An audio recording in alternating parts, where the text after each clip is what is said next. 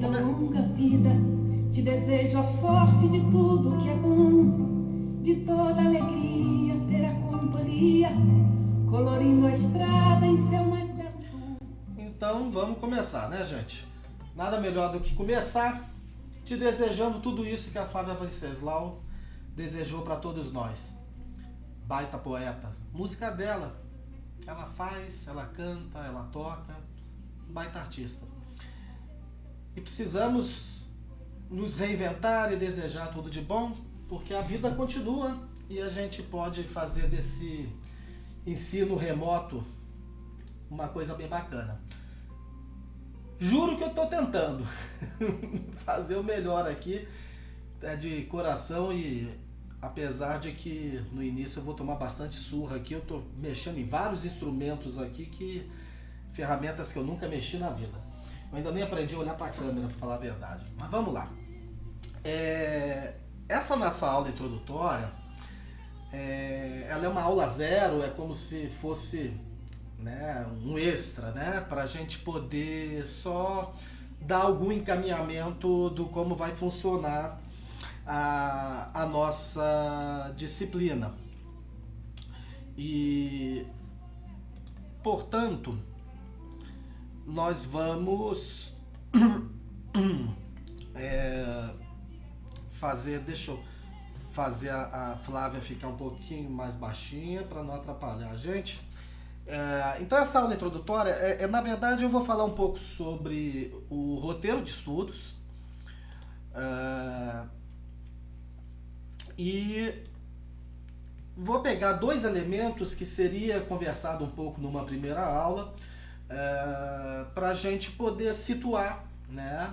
Já que nós estamos falando de planejamento e análise em pesquisa, então vamos só retomar, né, uma conversa sobre quais são as etapas de uma pesquisa, para a gente saber onde que o nosso curso, em quais etapas que o nosso curso de fato vai trabalhar, e vamos lembrar algo que é fundamental para esse curso, que são os tipos de variáveis. Para quem já cursou epidemiologia aplicada, ou mesmo disciplinas de metodologia científica, algumas coisas desses itens 2 e 3 poderão ser bastante repetitivos ou não, né? Mas vamos lá então. Eu fiz uma reescrita do roteiro de estudo aqui, porque talvez para alguns eu imaginei que possa não ser tão claro da forma como está, né? O nosso roteiro de estudos, ele já está disponível no Moodle, né? Então é esse aqui, certo? Mas esse roteiro pode ser que ele apresente uma escrita um pouco formal, mais em nível de interesse institucional do que propriamente de compreensão para todos, né? Mesmo entre nós, colegas professores, muitos professores tiveram dificuldade para montar isso aqui, foi algo novo para todo mundo. Então eu vou fazer uma releitura disso aqui, embora o que eu vou mostrar seja exatamente o roteiro. Eu não estou mudando nada do roteiro, apenas é uma forma diferente de abordar esse roteiro, tá certo? Bom, então nós vamos, nesse primeiro slide, nós vamos tentar entender como é que foi dividido esse roteiro, né? O que acontece?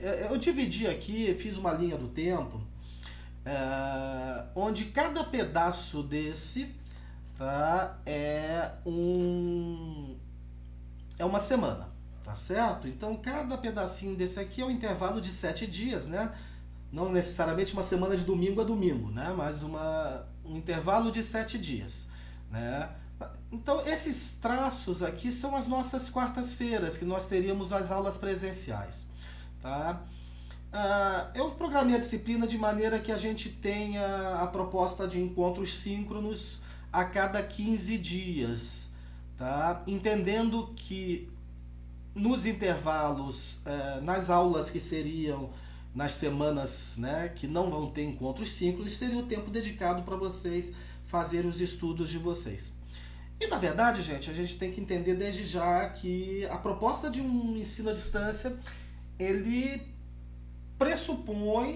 ela pressupõe que exista muito mais aprendizado do que ensino, né? Então é fundamental que vocês acompanhem, né? Façam a parte de vocês para que a coisa funcione. Então o que acontece? A cada 15 dias nós vamos ter encontros síncronos que serão, na verdade, para dialogar, tá? Porque as aulas propriamente ditas, quer dizer, aquela coisa de cuspe e giz, eu vou deixar aqui em vídeos para vocês assistirem a hora que quiserem, da forma como quiserem, né? Hoje em dia a gente pode colocar até na TV, né? E assistir com muito maior conforto. Enfim, eu vou deixar, na verdade, essas aulas em YouTube para torná-las públicas. Bom, vamos lá. Então, o que acontece? Eu estou chamando de unidade de tempo de estudo, tá? Um tempo que vem desde uma semana antes de um encontro síncrono e uma semana depois de um encontro síncrono. Então, quer dizer, existem atividades que vocês devem desenvolver antes do nosso encontro síncrono e existem atividades que vocês precisam desenvolver após o encontro síncrono dentro daquela mesma conjunto de conteúdos que estão sendo abordados, tá? O que acontece é que lá no roteiro de estudos eu tive que seguir a ementa, né? E a ementa, por hora, ela tem elementos, né? Unidades, né? Cada pedaço de ementa é chamado uma unidade no nosso sistema de ensino. E por vezes essa unidade ou é muito curta para uma aula, ou ela é longa demais, tá certo? Então, essa unidade de tempo de estudo que está representada aqui nesse slide, ela pode ter várias unidades, tá? Lá do roteiro de estudo, do nosso plano de ensino, né? Porque o plano de ensino, em essência, não se modificou.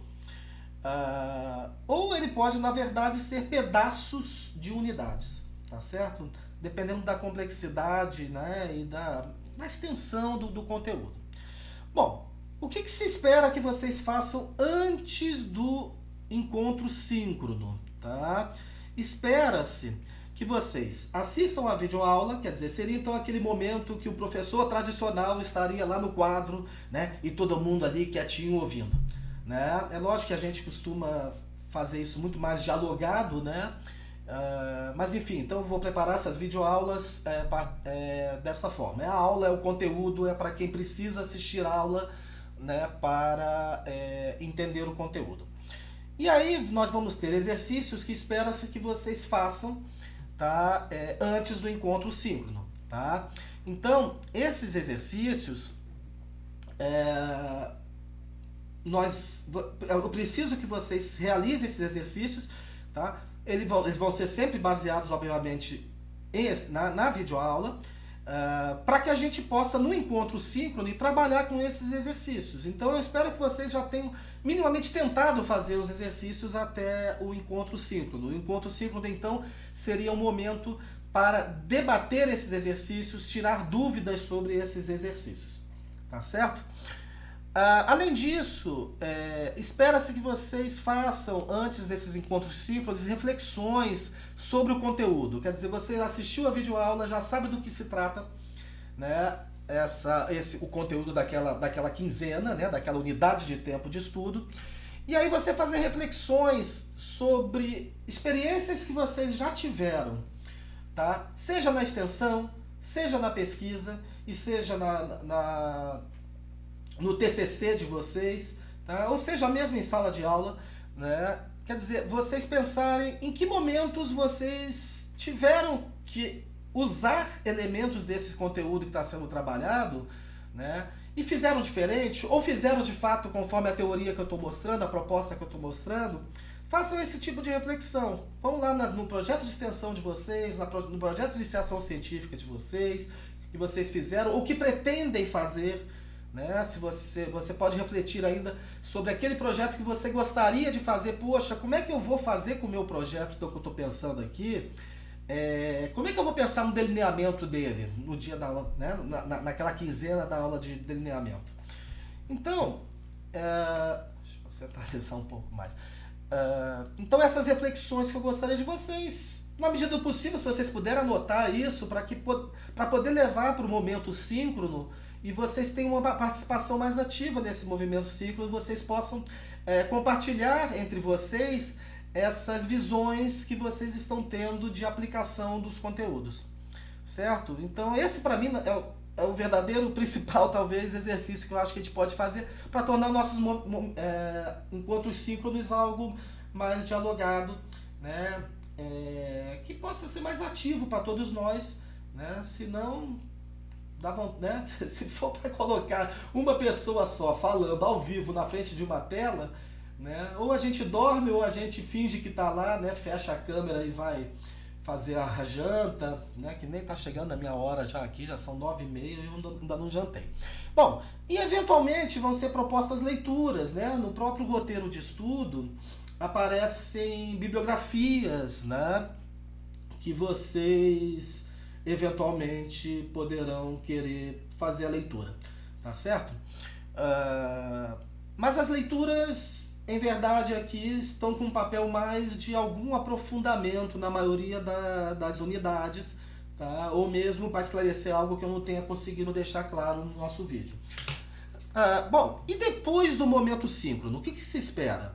Se espera que vocês façam a correção dos exercícios, quer dizer, a gente vai no momento síncrono debater esses exercícios. Então, você depois tem a chance de, a partir desse debate, melhorar o teu exercício, né? Para que você finalmente me entregue na data, tá? Que é a data que termina essa unidade de tempo de estudo, né? Então você tem um momento de estudo, de se encher de dúvidas, tem um momento síncrono para poder esclarecer, debater, dialogar, né?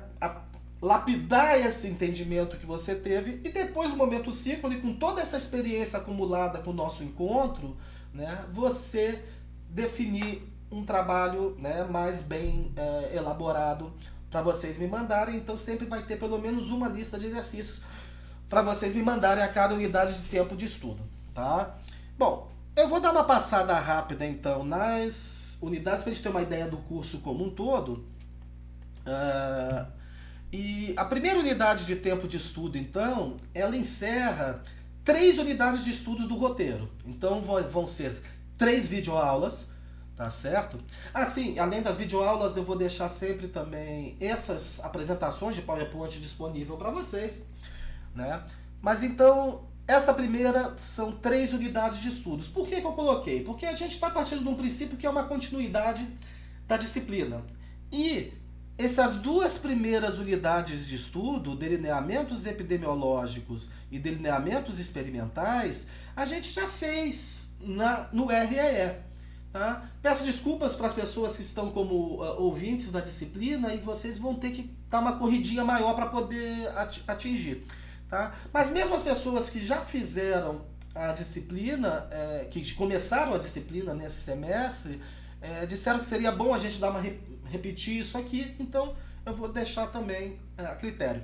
Os exercícios referentes a delineamentos epidemiológicos e delineamentos experimentais são os mesmos, tá? Que a gente já tinha feito em REE, e então para quem já fez, pode ser bem mais simples e simplesmente me enviar dentro desse prazo, né? Que aí é o dia 19 de agosto aqui, que é onde termina a unidade de tempo de estudo, né? Que é um termo que eu estou criando. Nesse 19 de agosto é o prazo que você tem para me mandar as 3 listas de exercício. Então, de novo mesmo, para quem estava em REE, nós temos o planejamento amostral, tá certo? Para poder ter algo de novo nesse momento para vocês também. Então eu tentei equilibrar essa ideia de ser uma disciplina continuada com uma disciplina nova, que formalmente não é nova, né? Então eu tentei dar uma equilibrada nisso.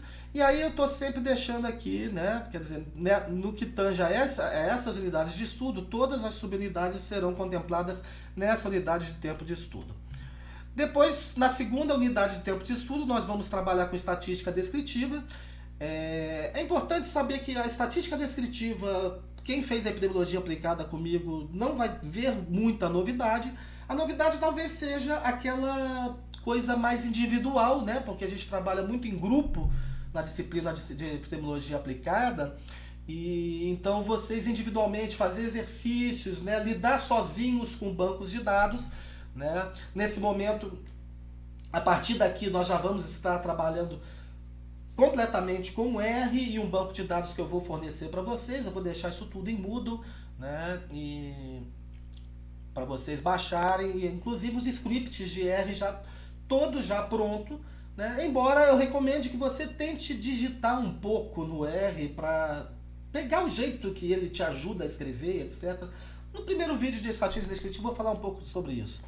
Mas então não vai ter grandes novidades mesmo, né, na epidemiologia aplicada. Então, apesar de ser um conteúdo bastante abrangente, eu entendi que dava para matar ele uma unidade apenas, só para te dar um reforço nessa parte aí, né? E aí, para quem também já fez disciplinas de estatística básica, ou qualquer disciplina que envolva aplicações de epidemiologia, isso aqui vai ser bastante trivial, é cálculo de moda, de média, mediana, mas principalmente, né, gente, é o que eu sempre trabalho, quer dizer, eu não sou um estatístico, né? Tô longe de ser isso. Quem sabe um dia eu chego próximo a eles, mas eu preciso estudar muito, né? Mas eu talvez seja a pessoa que estudou um pouquinho lá da estatística para poder trazer para nossa realidade, né? E ver as aplicações que ela tem, né, nas pesquisas da nossa área. Bom, a unidade 3 a gente vai começar a falar de inferência univariada, e essa unidade é imensa, então ela teve que ser quebrada, né? As suas subunidades foram divididas em diversas unidades de tempo de estudo, tá? Então, no primeiro momento dessa inferência univariada, nós vamos falar de conceitos de pressupostos de testes de inferência, que é algo que eu falo também com vocês em epidemiologia aplicada, porém aqui nós vamos realmente levar isso a sério, tá? Nós vamos precisar dominar os testes de pressupostos, tá? Para os testes paramétricos. Na verdade, essas subunidades aqui encerram, eu poderia chamar como uma unidade de testes paramétricos. E se os testes são paramétricos, eles precisam de pressupostos.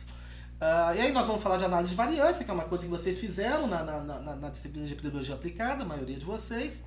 E aí sim, nós vamos entrar em dois elementos realmente novos, mesmo para quem fez a disciplina obrigatória comigo, que é o teste de comparação múltipla entre médias, que a gente vai aprender a botar aquelas letrinhas das tabelas, sabe? Quando aparece o Azinho, o Bzinho lá em cima, né, dos numerinhos, para saber se eles são diferentes entre si, né? Ou seja, se o seu experimento teve confirmou ou não as hipóteses que você levantou. E o teste para média de diferença, que é diferente de diferença de médias, né, que são testes para delineamentos pareados, e depois a gente vai entender isso melhor. Na unidade 4 a gente permanece em inferência univariada, mas aí nós vamos falar especificamente de testes não paramétricos, ou seja, quando eu não consigo atender os pressupostos dos testes que a gente vai estudar na unidade anterior.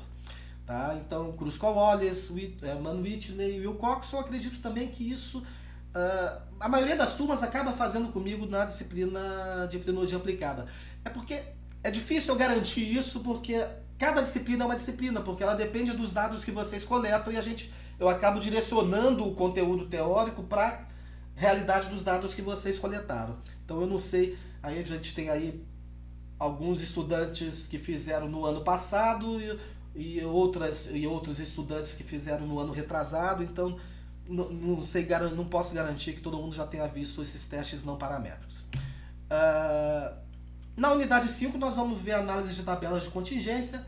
Mais uma vez é algo que a gente trabalha também na epidemiologia aplicada, né?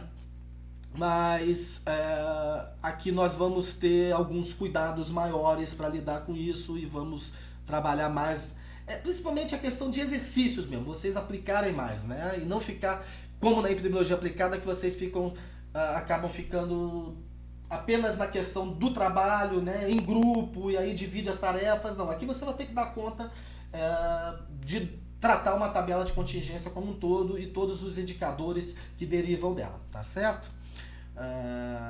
E essa é principalmente para quem trabalha com epidemiologia, com dados de seres humanos, isso é uma das ferramentas mais importantes que tem. Ainda em inferência univariada, então percebam que eu tive que quebrar essa unidade em 4 unidades de tempo de estudo, né? E aí já finalizando a disciplina, né? Por isso que eu ainda coloco mais uma unidade aí, que é a de multivariada, tá? Que é de análise multivariada. A gente não vai fazer análise multivariada aqui, tá? Então eu só vou gravar um vídeo para vocês mostrando algumas possibilidades de aplicação, né, de análise multivariada, para vocês entenderem que tipos de problemas a análise multivariada resolve, para você decidir se você um dia vai querer estudar análise multivariada. É um assunto razoavelmente complexo, raramente nós temos isso em disciplinas de graduação, tá? Então ela requer realmente um estudo maior, então eu só vou dar a água na boca, né? Então essa unidade de tempo de estudo, na verdade, ela é focada na parte de inferência univariada, que trabalha modelos e análise de regressão. E esse sim é um baita de uma ferramenta. Mais uma vez, a minha experiência com a disciplina, mesmo presencialmente, tem mostrado que a gente consegue no máximo dar uma olhada em regressão. Tá certo? Eu vou gravar os vídeos, tá? Mas talvez a gente chegue nesse ponto aí avaliando que precisa dessa disciplina de versão 2, para a gente poder realmente aprender as várias questões que envolvem análise multivariada. Tá? Então isso é um resumo do curso, né? Dividido em unidades de tempo de estudo, que eu acho que fica mais fácil vocês entenderem esses ciclos quinzenais que nós vamos estar sempre trabalhando, né? Então são 6 ciclos quinzenais que nós vamos fazer, tá certo?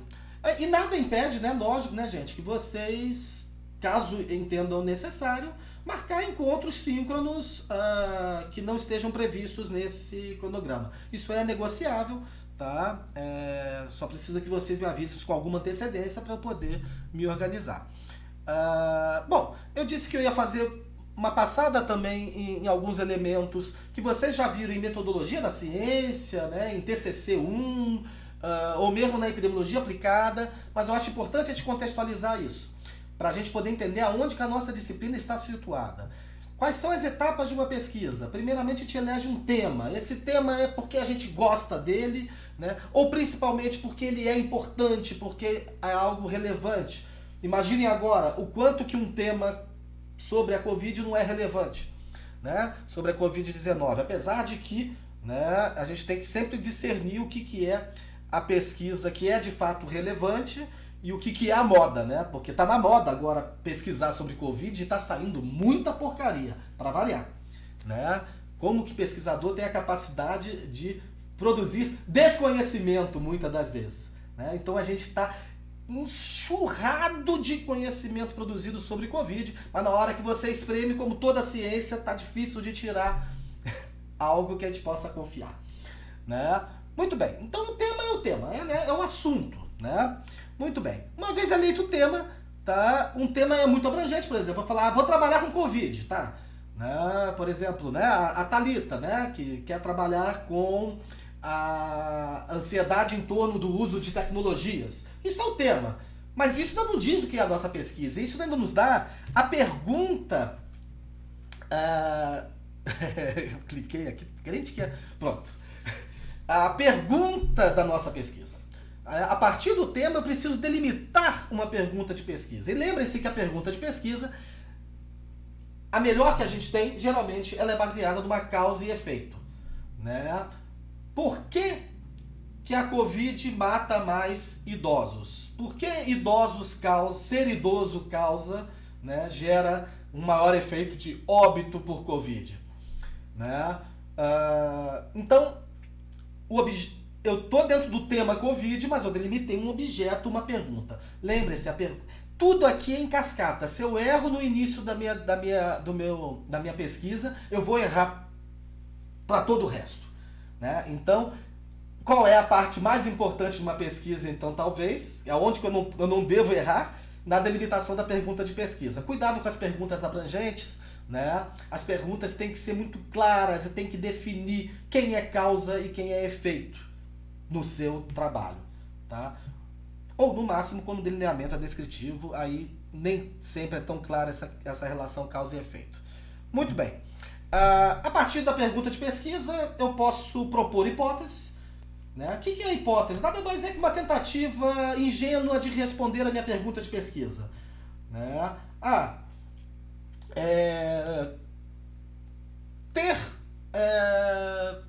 Comer rabanete aumenta o risco de...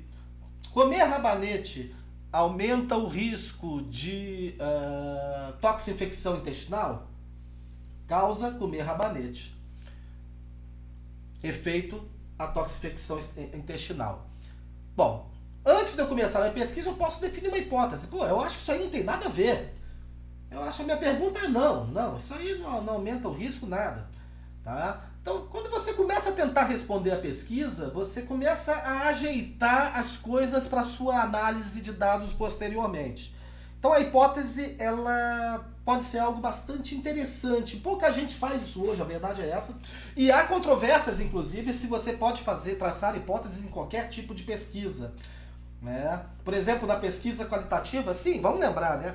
Nós aqui vamos fazer um curso sobre pesquisa quantitativa. E isso não significa que eu não dê extremo valor para a pesquisa qualitativa. Aliás, existem problemas que não são resolvidos, não podem ser resolvidos com pesquisa quantitativa. A gente precisa da qualitativa. Tá? Mas aqui o nosso curso é sobre pesquisa quantitativa.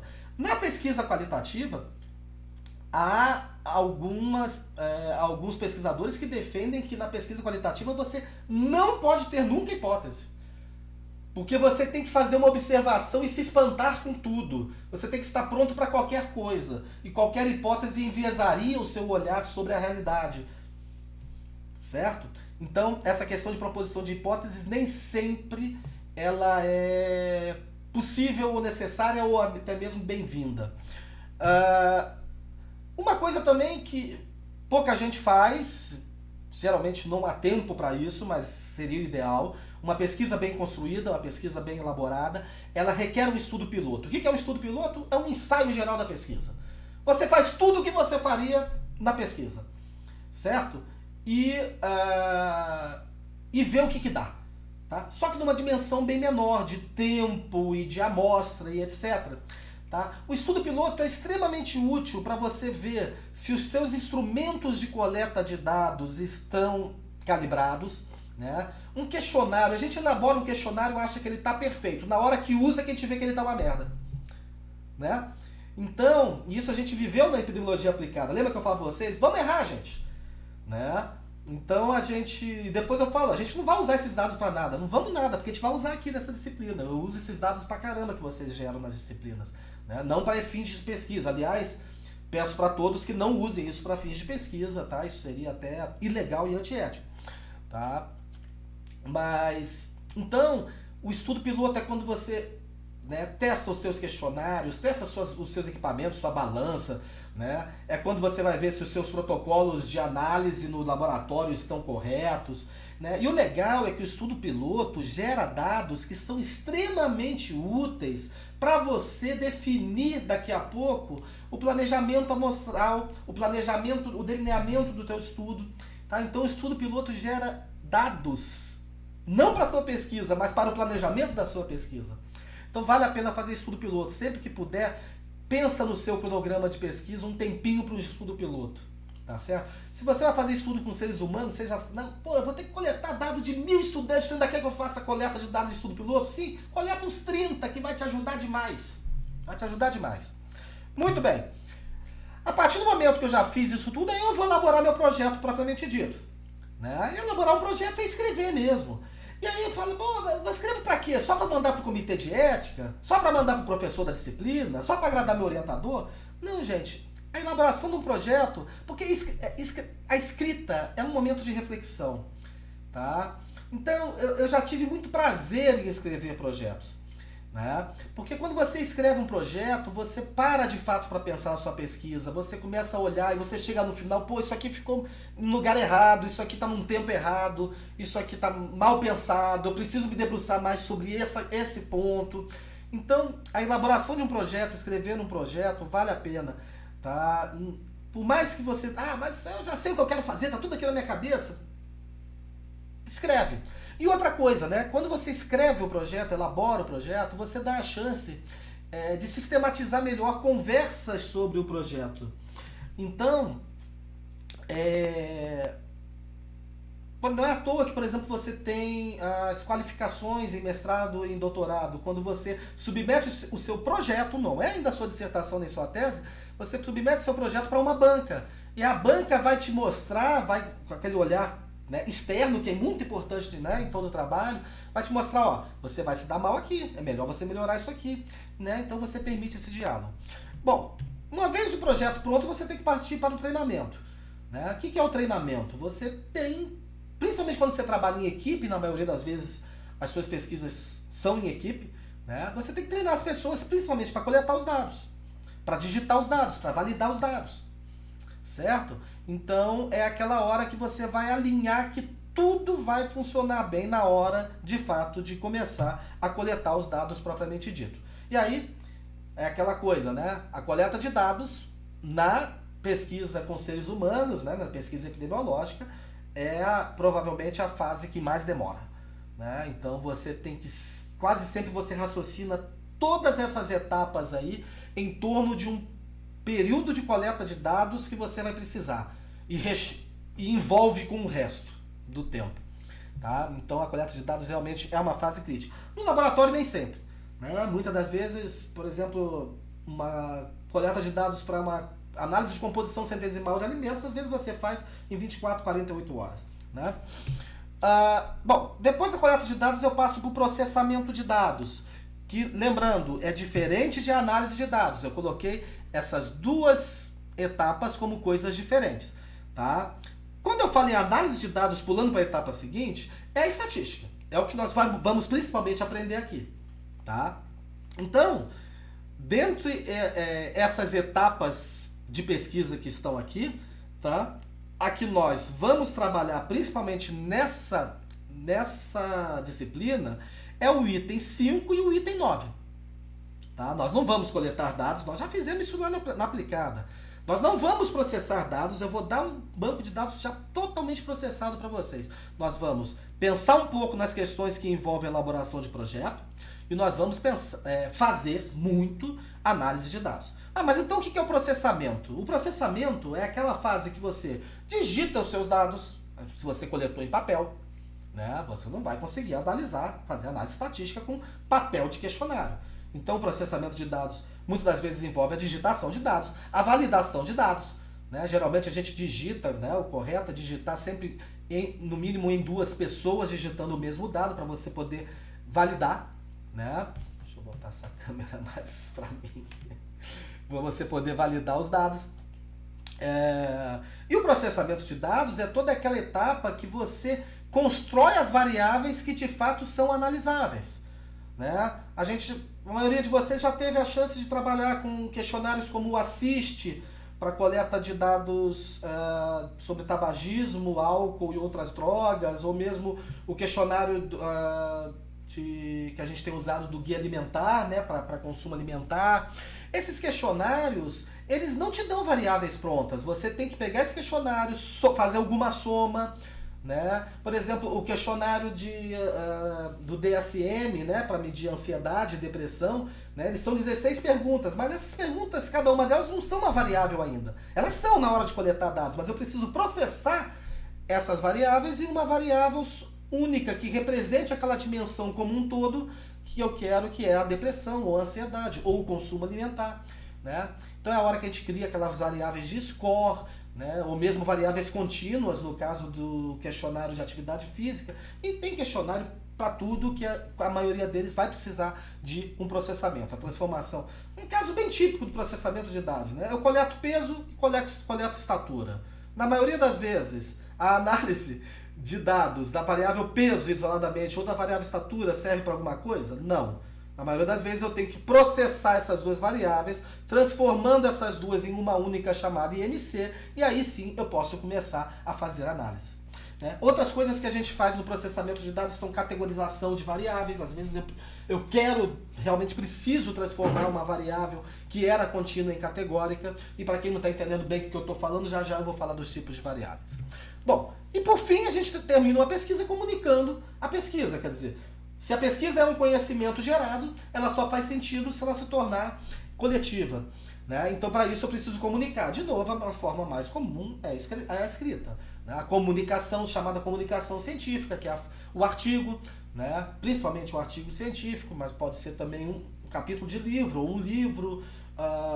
Nas ciências humanas é muito comum, né? Você pega uma tese e transforma em livro, né? Porque são obras bem mais densas e mais fluidas, né?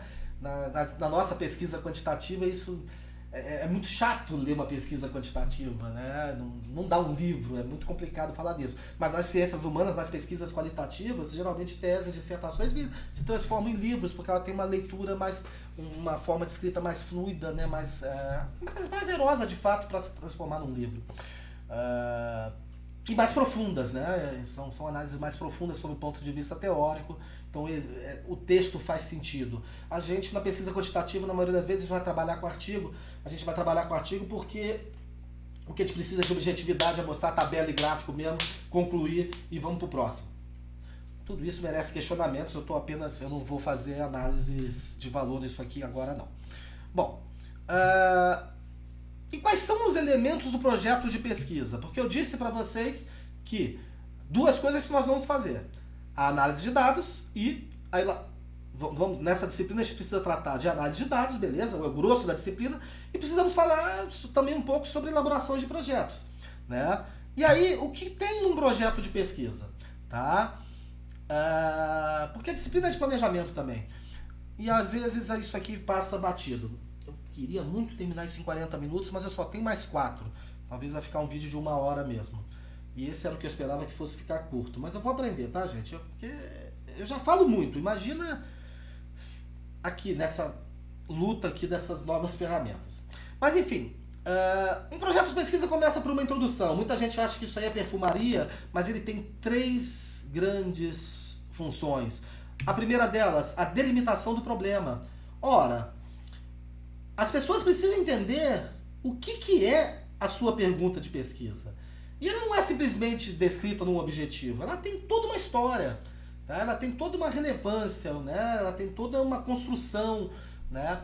Então a introdução, embora seja a parte mais, espera-se que seja a parte mais breve, tá? É a hora que você vai vender o seu peixe, é a hora que você vai mostrar, né, o porquê de você ter escolhido o seu tema, o porquê de você ter escolhido aquela pergunta de pesquisa. Tá? Então, é um elemento da introdução também a justificativa, né? Quer dizer, o porquê de eu estar fazendo essa pesquisa. Né? E, obviamente, a pergunta de pesquisa propriamente dita, que nada mais é do que o objetivo. Tá certo? Bom, depois de você... É lógico, né, gente? Tudo isso aqui, tantas etapas de pesquisa, quanto esses elementos de projeto de pesquisa, isso é bastante variado, tá? Dependendo do tipo de pesquisa, isso pode mudar muito, dependendo de área, pode mudar muito, dependendo da sua concepção do que é pesquisa, pode mudar muito. Não há uma única fórmula, uma única concepção do que é pesquisa, do que é produção de conhecimento. Definitivamente não há. Esse é um modelo sintético que eu acredito e que eu acredito que esteja muito em consonância, em especial, com a pesquisa epidemiológica, tá? Por mais que eu vá tentar tratar com vocês também de elementos da pesquisa experimental, laboratorial, né? Todo mundo sabe que a minha formação ela é muito mais focada na epidemiologia, tá certo? Bom, mas esses elementos que eu coloquei aqui, podemos considerar que são para para qualquer área, eu acho que isso cabe, tá? Bom, depois de escrever a introdução, nós precisamos escrever o estado da arte e o referencial teórico, e muita gente confunde isso, tá? Vamos deixar isso bem claro. Muita gente coloca simplesmente referencial teórico e mistura o estado da arte e o referencial teórico numa mesma coisa, e isso é feio. Principalmente o pessoal da saúde, o pessoal que trabalha mais com pesquisa quantitativa. Se você for lá para as ciências humanas, o pessoal tem mais cuidado com isso. E foi lá, na verdade, que eu aprendi a ter mais cuidado com isso. É até interessante que no meu doutorado, né, a minha orientadora era uma pessoa com larga experiência em pesquisa quantitativa, laboratorial, né, e na hora que eu dividi o meu projeto de pesquisa em estado da arte e referencial teórico, ela não aceitava de jeito nenhum, ela falava que era a mesma coisa. Né? Enquanto isso, eu estava fazendo disciplinas durante o próprio doutorado com a pedagogia, com o pessoal das ciências humanas, entendendo que isso aí é diferente. e a elegância e a clareza que fica pra gente quando a gente divide isso, pra gente montar um projeto que nos provoque mais reflexões e aprofundamentos que são necessários nesse momento. O estado da arte é você dizer como está o conhecimento que já existe, produzido em ciência e produzido em pesquisa sobre o seu tema. Tá? Então, por exemplo, vamos imaginar uma situação hipotética. Eu vou pegar da minha própria tese de doutorado, que ainda é a pesquisa mais cuidadosa que eu já fiz na vida. Né? Então, eu precisava estudar modos de vida de estudantes. Tá? Modos de vida era um conceito. Ele é um conceito, tá, que eu peguei de Ministério da Saúde e de Naumar Almeida Filho, que vai dizer, basicamente vai tratar de 5 dimensões. Tabagismo, uso abusivo do álcool, consumo alimentar / excesso de peso e inatividade física. Tá? Que são os 5 grandes elementos de prevenção para doenças crônicas não transmissíveis eleitos pela Organização Mundial da Saúde. Bom, até agora o que eu falei para vocês não é estado da arte, é referencial teórico. Quando eu falo que eu tenho que conceituar modos de vida, isso está no meu título, está no meu tema, eu preciso dar um conceito para isso. Isso é meu referencial teórico. É a hora que eu dou conceitos, por exemplo. Tá? E qual é o estado da arte? Bom, eu preciso dizer como que está no mundo, na região, a situação de tabagismo entre estudantes. Prevalências. Então é a hora que eu vou visitar estudos dos outros e ver o que eles acharam, tá? Sobre essas dimensões que eu vou estudar.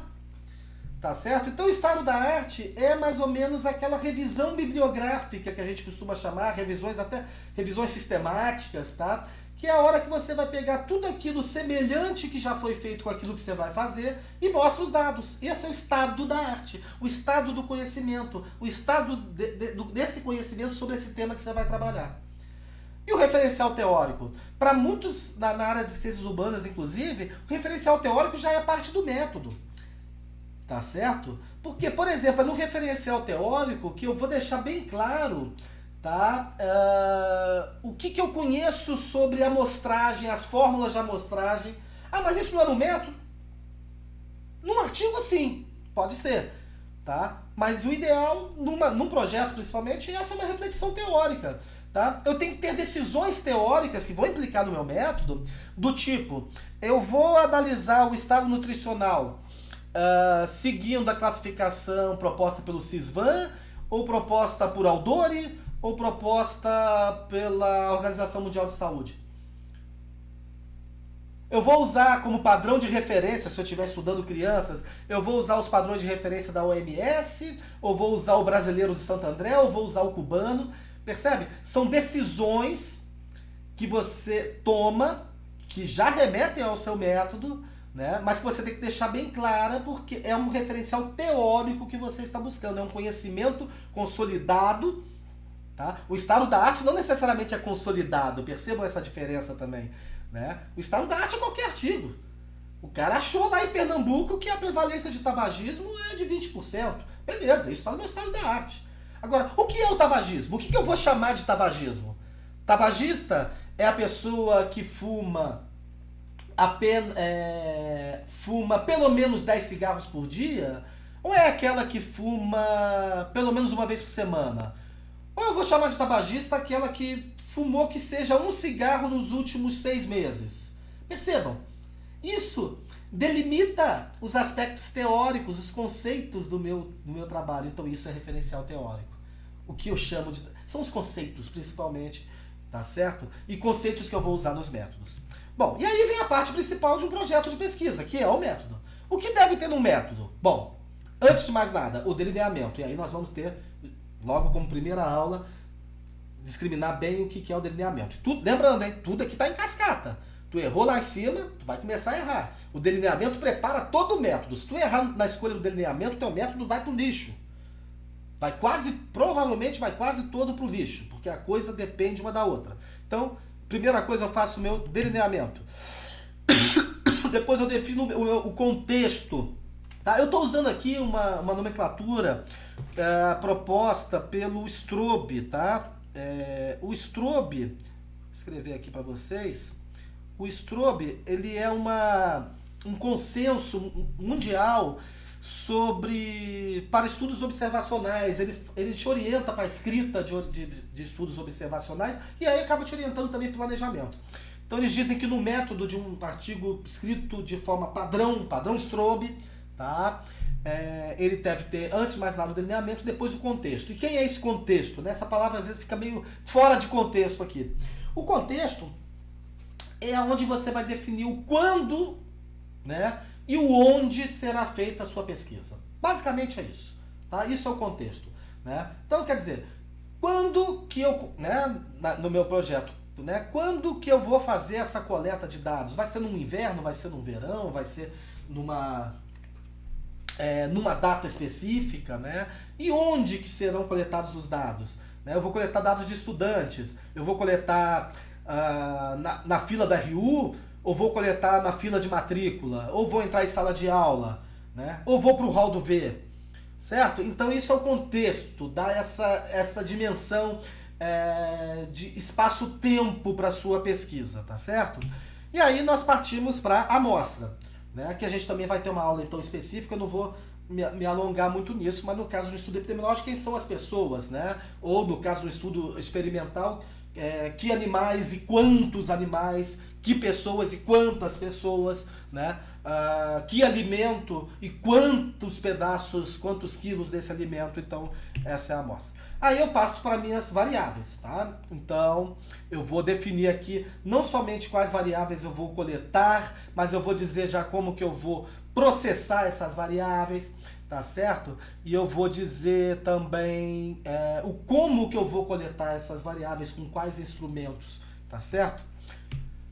Bom, nós não vamos falar muito disso, de controle e prevenção de vieses, isso aqui seria algo bastante complicado, mas vieses é como se fossem erros no estudo, só para a gente não ficar no vazio aqui. Vieses são erros que você comete no estudo, tá? Porque todo estudo está sujeito a limitações e erros. Não existe a perfeição, tá certo? Então, por mais que você planeje, você vai olhar para a sua pesquisa já publicada 5 anos depois e vai falar, mas que porcaria que eu fiz aqui, por que eu não pensei nisso naquela hora?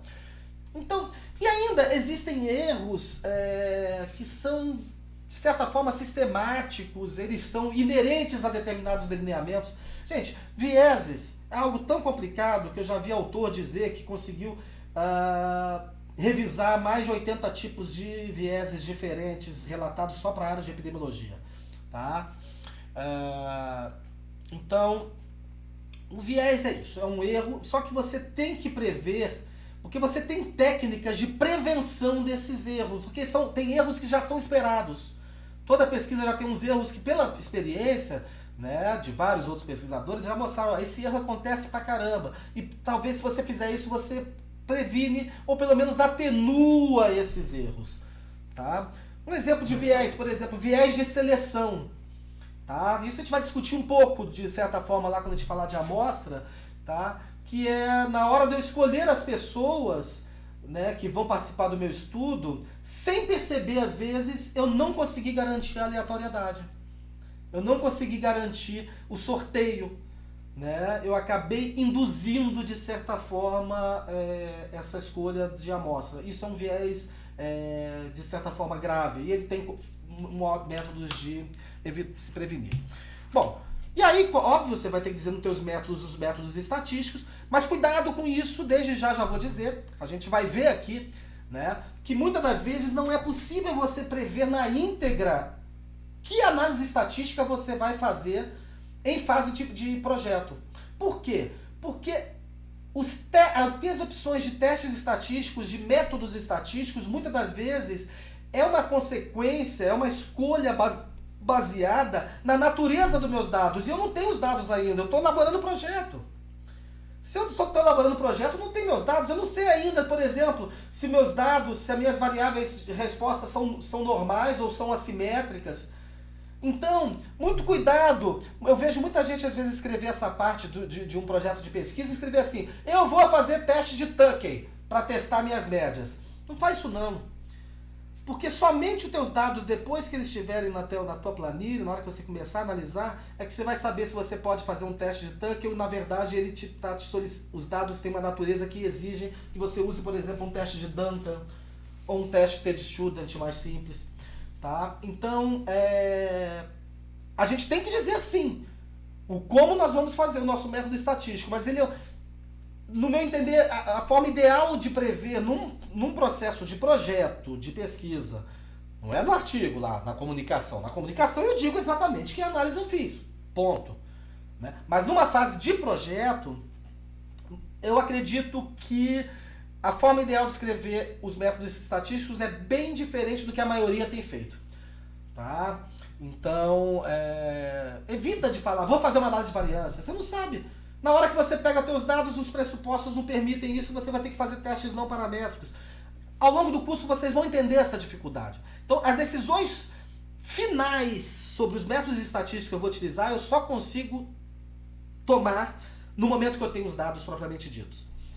Bom, por fim, a gente coloca sempre nos métodos os aspectos éticos, e aí, dependendo da instituição em que você vai submeter o seu projeto, você vai ter determinadas formas de trabalhar com isso, e na maioria das vezes é bastante cansativo, é bastante burocrático mesmo. E uma dica que eu dou para vocês é: façam o seu projeto de pesquisa de maneira que ele agrade um comitê de ética em pesquisa, ou faça 2 projetos de pesquisa, um para eles e um para você. Tá? Mas o fato é que não faça. É pior que eu estou gravando isso, né? Mas enfim, o fato é que assim, não vale a pena você questionar comitê de ética em pesquisa. Vale a pena sob um ponto de vista institucional, e os comitês de ética em pesquisa merecem muito questionamento, e na verdade a própria política nacional de ética em pesquisa, ela chega a ter momentos pífios, esdrúxulos e incabíveis. Na verdade nós não temos comitês de ética em pesquisa, nós temos comitês legalistas de pesquisa. É um absurdo chamar de ética o que se faz nesses comitês, mas enfim, sob o ponto de vista da palavra mesmo, né, o que se faz é a aplicação de lei. Mas enfim, quando for submeter o seu projeto, dá uma olhada na página do Comitê de Ética e Pesquisa para o qual você vai submeter, pega todo o protocolo, geralmente tem uns checklists, e faz aquilo tudo daquele jeito. Tá certo? Não tente, a não ser que você esteja com tempo ou esteja a fim de brincar. Seria algo até razoavelmente divertido, brincar com o comitê de ética. Mas geralmente você não tem tempo para isso, então faça do jeito que eles não vão ter defeito para colocar, sob o ponto de vista do que aquele comitê entende como sendo os aspectos éticos de uma pesquisa. De preferência até, busque pessoas do comitê de ética, membros do comitê de ética, e converse sobre o seu projeto. Tá? Isso é bem interessante. Eu quando não era de comitê de ética e pesquisa, e graças a Deus também já não sou mais, mas eu tive uma fase que eu estive, mas antes de fazer parte do comitê de ética e pesquisa, eu sempre chamava alguém lá e debatia algumas questões para entender melhor o que eles estavam esperando do meu projeto. Bom, por fim, um projeto tem que ter um cronograma, né? Que você vai prever todo o andamento de todas as etapas de pesquisa, que a gente falou ali no slide anterior, e uma previsão orçamentária. Cuidado com isso também, porque muitas das vezes eu vejo pesquisadores que falam: minha pesquisa não tem custo, porque eu já tinha tudo no laboratório. Não, mas ela teve um custo. Você já tinha tudo no laboratório, mas você usou aquilo. Você usou aquele material, usou aquele reagente, usou aquele equipamento, né? Usou aquele tempo. Então toda pesquisa tem custo. Tá? E em muitos lugares isso é bastante rigoroso. Mesmo que você já tenha o material, você tem que declarar o valor deles, tá certo? Então cuidado com isso, veja bem qual é a política de pesquisa da instituição que você está trabalhando, para você não ter um projeto devolvido por uma bobagem dessa, que é a previsão orçamentária. Hoje em dia a coisa mais fácil é você entrar no Mercado Livre da vida e pegar preços médios e jogar lá e boa, e vamos para frente. Bom, por fim, já estou aqui com 54 minutos de vídeo, putz grila. Por fim, nós precisamos relembrar algumas questões sobre os tipos de variáveis, tá certo? Eu vou usar aqui uma classificação que a maioria dos compêndios de estatística utilizam, embora não necessariamente como epidemiologista eu concorde com ela inteira, tá? Mas para a gente poder ter um ponto de partida. A maioria dos estatísticos dividem as variáveis em quantitativas e qualitativas. E eu já discordo disso, porque de qualitativa não tem nada essas variáveis que eles vão chamar aqui de qualitativa, tá? Mas é a forma como eles dividem. Porque uma variável qualitativa de uma pesquisa qualitativa é algo muito mais complexo que a maioria dos métodos que a gente vai usar aqui para estudar que a gente vai estudar nessa disciplina não chegam nem a fazer cosquinha numa análise de pesquisa qualitativa. Embora exista estatística possíveis mesmo na pesquisa qualitativa. Conheci um professor em Ouro Preto que tem feito trabalhos belíssimos nisso, alguns procedimentos estatísticos que agilizam o trabalho da pesquisa qualitativa, bem interessante. Bom, enfim, mas então isso que ele vai chamar aqui daqui a pouco de variável qualitativa merece questionamento. Mas enfim, quais são as variáveis quantitativas? São aquelas expressas em números, tá? Mas mesmo as expressas em números a gente pode dividir em 3 tipos. O primeiro delas é a variável contínua. É aquela variável que está... É uma variável aleatória, né? Esse x é variável aleatória, tá? Que é uma variável de um estudo, né? Ela pertence ao conjunto de números reais. O que significa isso? Pertencer ao conjunto de números reais. Ela assume toda e qualquer possibilidade de número, tá certo? Ou seja, ela tem casas decimais, né? Ela é contínua. Ela não tem quebrada, né? Então, exemplos: o peso, né? Um colesterol sérico, renda, que mais? Preço, né? Tem estudantes de economia aí, então preço de produtos, né? Enfim, qualquer variável que você tenha vírgula alguma coisa, né? Que tenha valores à direita da vírgula e que eles são relevantes, tá certo? Muito bem.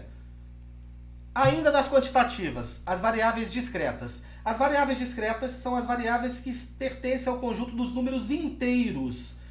Quem é o conjunto de números inteiros? Ele também, assim como o conjunto de números reais, vai de menos infinito ao mais infinito. Porém, né, ele não tem casas decimais, né? Então, o meu conjunto de números inteiros, vou rabiscar ele aqui, ó, né? Ele nada mais é do que um conjunto que vem de menos infinito, né? E aí ele chega aqui, ó, e faz menos 2, menos 1, 0, 1, 2, e assim vai até mais infinito. Esse é o meu conjunto de números inteiros. Então perceba, entre menos 2 e menos 1 não há qualquer outro valor. No conjunto de números reais, entre menos 2 e menos 1 eu tenho infinitos valores, certo? Então, o número inteiro que caracteriza a variável discreta, tá? Ele é, por exemplo, escalas hedônicas, escalas de Likert, muito usada nos laboratórios para análise sensorial, né, de alimentos, né? Então é uma variável muito importante para quem trabalha com essa área de pesquisa, né? Eles são, por exemplo, os scores, né? Lembra que a gente faz lá com o Assist, né? A gente faz 7 perguntas sobre tabagismo para a pessoa. Dependendo do que ela respondeu para cada uma daquelas perguntas, eu somo um valor. E no final eu tenho um número inteiro, tá, que representa, né, o quanto que aquela pessoa, em que grau aquela pessoa é tabagista. Tá certo? Então essas variáveis decorrentes de questionários que a gente processa e cria um único score, na maioria das vezes são variáveis discretas. Uma exceção bem conhecida seria o IPAC, né? O questionário de atividade física, que ele gera depois de processado uma variável contínua. E aí tem um subconjunto das variáveis discretas que talvez seja... Nossa, que doideira! Eu rabisquei o meu conjunto de números inteiros. Muito bem, deixa eu apagar ele todo aqui. Que bagunça. Bom, as variáveis de contagem. A variável de contagem é uma variável discreta, porém ela está contida no conjunto de números inteiros não negativos. O que significa isso? Quem é o conjunto de números inteiros? Vamos botar ele aqui. Conjunto de números inteiros não negativos. Ele começa no zero. O conjunto de números inteiros começava no menos infinito. O conjunto de números inteiros não negativos, ele começa em zero e vai 1, 2, 3, 4 e por aí vai até mais infinito, sem casa decimal. Esse é o conjunto de números inteiros não negativos. E ele caracteriza a variável de contagem. Por quê? A gente conta, né? Eu estou contando coisas. Eu tenho uma,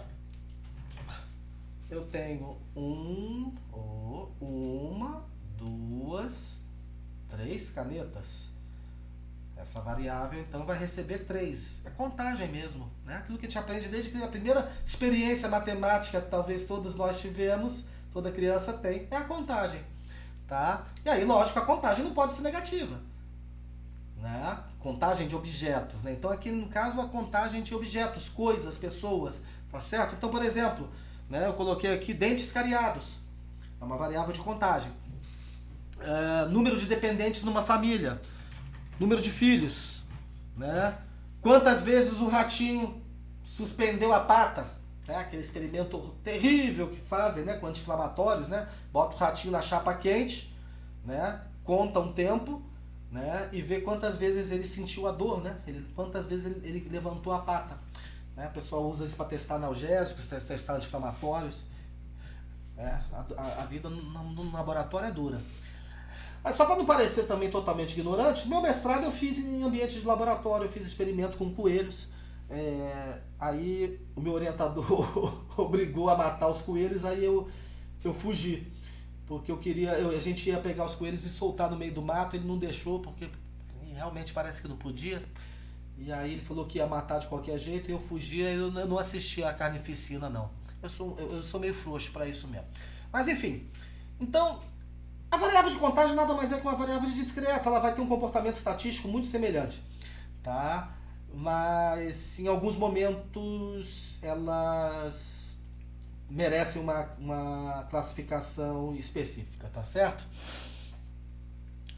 Mas a gente pode admitir que essas duas coisas aqui são, em verdade, a mesma coisa, tá? Discreta e de contagem. Bom, e as variáveis qualitativas? As variáveis qualitativas nada mais são do que, em especial,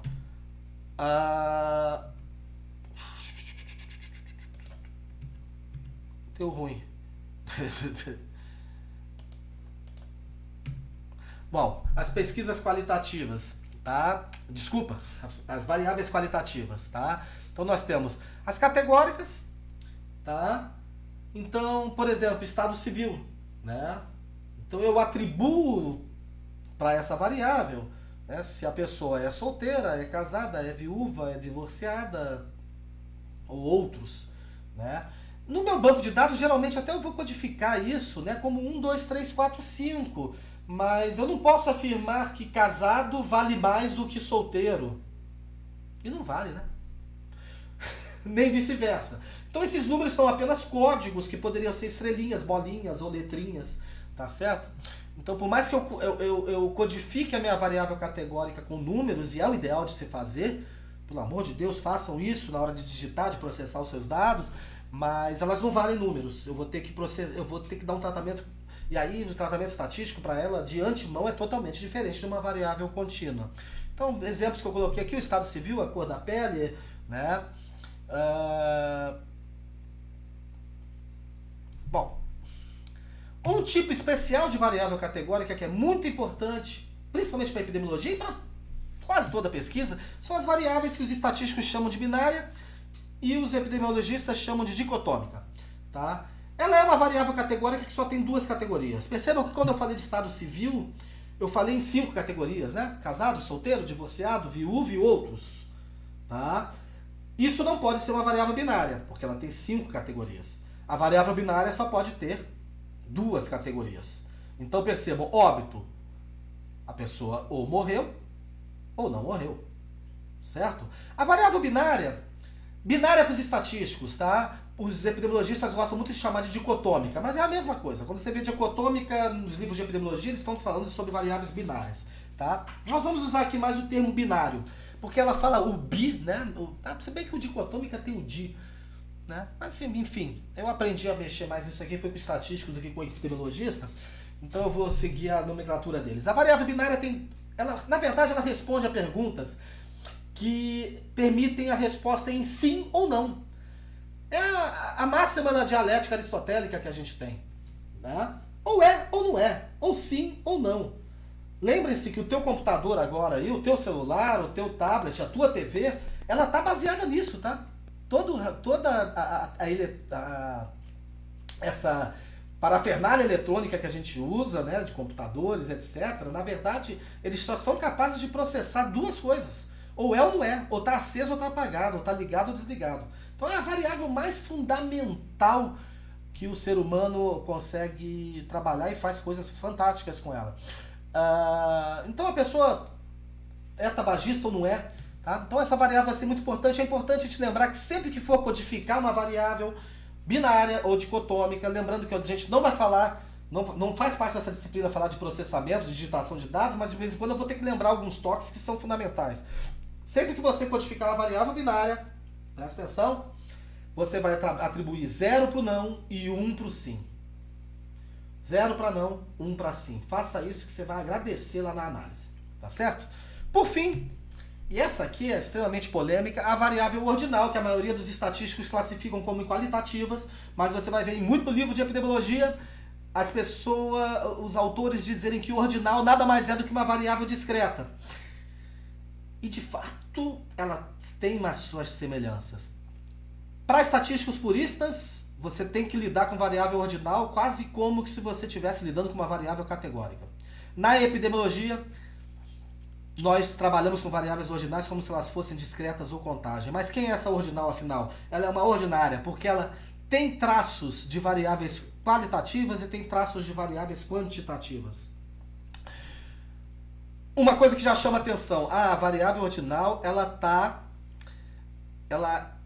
ela pertence ao conjunto de números inteiros, tal como a variável discreta. Interessante. Então, por conta disso, o que eu atribuo como código numérico para uma variável ordinal, ela tem uma hierarquia, ou seja, 2 vai valer mais que 1. Só que 2, imagina então que eu tenho uma variável ordinal, ela aparece com uma categórica, então eu atribuí valores 0, 1 e 2. Muito bem. Por ela ser ordinal, eu sei que 2 é mais que 1. Eu posso acreditar. Se eu atribuir 2 é porque é mais que 1. Mas 2 é 2 vezes 1? Não necessariamente. Não mais necessariamente. Porque, na verdade, esses valores eles são hierarquizados, mas eles continuam representando categorias ou conjunto de características. Um exemplo muito típico, eu botei aqui, é dema escolaridade, mas eu vou até pegar um exemplo bem simples de entender, que é o exemplo do exame clínico mais simples que existe para bócio. Tá? O bócio, o que é o bócio? É esse entumecimento, esse crescimento da glândula tireoide, né? Então, o bócio, no exame clínico, né, realizado pelo médico, né, ele recebe uma das 3 categorias. Ele é ausente, ele é palpável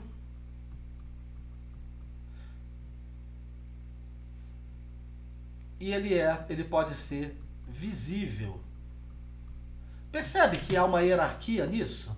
Ele pode ser ausente. Bom, se ele é palpável, é porque o bócio já existe, não é mais ausente. Então já é mais do que a categoria anterior. E se ele é visível, porque você tem o bócio que você não vê na pessoa, mas o médico na hora que apalpa percebe que a glândula está maior que a outra. Ele já existe, mas ele só é palpável. Né? E tem o bócio que é visível, que você não precisa nem apalpar, que até não sendo médico você percebe, a pessoa está com bócio. Que é aquele inchaço, né, evidente na glândula. Bom, a gente costuma, como variável ordinal, atribuir 0, 1 e 2. Ou seja, nós chamamos isso de bócio de grau 0, de grau 1 e de grau 2. Mas eu posso dizer que o bócio de grau 2 é 2 vezes mais importante, 2 vezes mais clinicamente mais importante, que causa maiores problemas, 2 vezes mais problemas? Não. São categorias. Então esses números valem, mas não valem. Eles são hierarquizados, mas eles não têm o valor propriamente dito deles. É uma variável bem característica. Ela guarda, então, características da qualitativa e da quantitativa. Bom, gente, isso aí é o que tem para hoje. Tá certo? E espero que amanhã já tenhamos mais vídeos já com as aulas propriamente ditas da nossa primeira unidade de tempo. Então, para a gente se despedir, a gente pode deixar mais música. Mais que 1000 amigos, a poesia que todo poeta esperou. Coração Vai cantar bonito, hein, dona? esperança, Uma beleza. pai amigo e olhar de